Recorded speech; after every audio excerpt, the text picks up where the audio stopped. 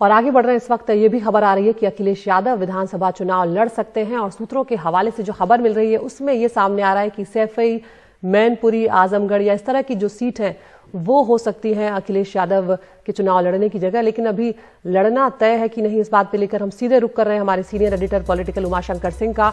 उमा, क्या खबर मिल रही है अखिलेश यादव को लेकर, क्योंकि ये बहुत बड़ा फैसला होता है क्योंकि वही मुख्यमंत्री पद का चेहरा है समाजवादी पार्टी के लिए।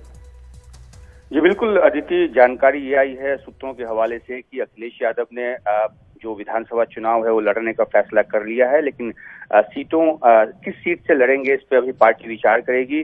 कोई भी ये सीट हो सकती है, लेकिन बड़ा फैसला ये है कि वो चुनाव लड़ेंगे। इससे पहले इस बात को लेकर दुविधा थी कि वो चुनाव लड़ेंगे या नहीं लड़ेंगे। हालांकि जब अखिलेश यादव से पूछा जाता था तो वो कहते थे कि पार्टी इस मामले में डिसाइड करेगी, लेकिन वो ये नहीं कहते थे कि पार्टी ने ये डिसाइड कर लिया है कि वो लड़ेंगे।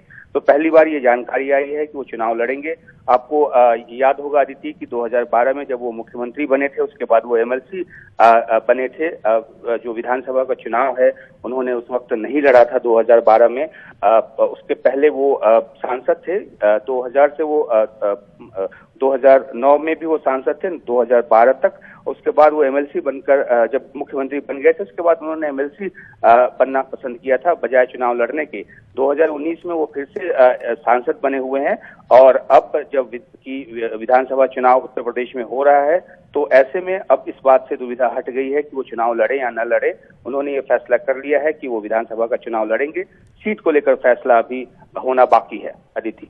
जी उमाशंकर, ये इसलिए भी काफी दिलचस्प होगा क्योंकि पहली बार योगी आदित्यनाथ जो है वो भी गोरखपुर से चुनाव लड़ रहे हैं। ऐसे में काफी महत्वपूर्ण होगा और किस तरह का मुकाबला होगा उत्तर प्रदेश में, और जब अखिलेश यादव भी मैदान में होंगे तो और दिलचस्प हो जाएगी लड़ाई।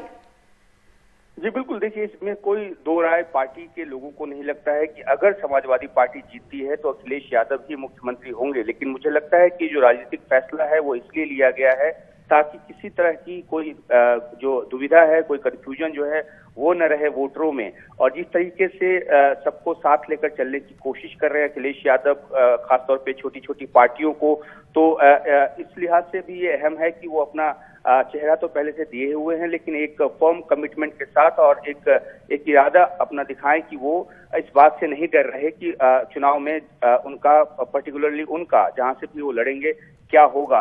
तो ये एक संदेश है अपने वोटरों को, अपने कार्यकर्ताओं को, ताकि किसी तरह का कोई कंफ्यूजन न रहे। और ये बात जहां तक सीट को लेकर है तो ये पार्टी के गुना भाग के भीतर की बात है कि वो किस तरीके से कौन सा सीट तय करे। लेकिन जल्द ही लगता है सीटों पर फैसला भी हो जाएगा, क्योंकि जब तय कर लिया है कि चुनाव लड़ेंगे तो जाहिर सी बात है कि पार्टी के कार्यकर्ताओं को जल्द से जल्द सीट भी जानना होगा, क्योंकि चुनाव की तारीखों का ऐलान हो चुका है। अब देखना यह है कि किस सीट से वो लड़ते हैं, लेकिन एक स्पष्ट संदेश उनकी तरफ से कि वो चुनाव लड़ेंगे।